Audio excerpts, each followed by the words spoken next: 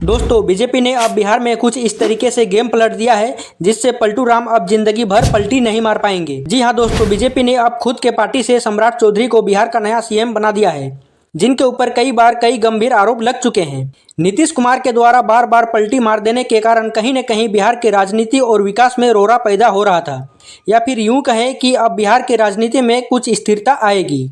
यहाँ पर एक बड़ा सवाल उठ रहा है कि दागी होने के बावजूद बीजेपी ने सम्राट चौधरी को ही सीएम के रूप में क्यों चुना, और सम्राट चौधरी के सीएम बनने से बीजेपी को किस तरीके से फायदा पहुंचेगा। दोस्तों वीडियो में आगे बढ़ने से पहले यदि आप हमारे चैनल में नए हैं तो चैनल को सब्सक्राइब जरूर कीजिएगा और वीडियो को एक लाइक करना मत भूलिएगा। बिहार के राजनीति में मजबूत पकड़ पाने के लिए और चुनाव जीतने के लिए जातिवाद एक बहुत बड़ा फैक्टर है। बीजेपी को शुरू से ही एक ऐसे लीडर की तलाश थी जो ओबीसी कास्ट के बड़े हिस्से में पकड़ रखता हो और उस कास्ट में लीडर की बड़ी पहचान हो। और आज के टाइम में आपको पता ही होगा कि जिसके ऊपर जितने अधिक दोष और आरोप होते हैं उसकी उतनी ही अधिक पहचान भी बन जाती है। और इसी कास्ट फैक्टर में सम्राट चौधरी बीजेपी में बिल्कुल फिट बैठते थे।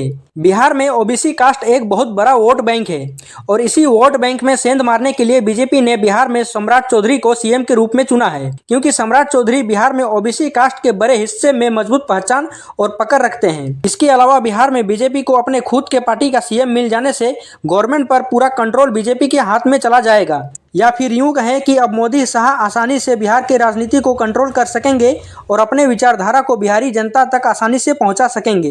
कहीं न कहीं बिहार के राजनीति में भी इसका अच्छा असर देखने को मिल सकता है। बीजेपी अब बिहार में तेजी से कुछ भी डिसीजन ले पाएगी और पूरे सरकार को अच्छे से और खुद के हिसाब से हैंडल कर पाएगी।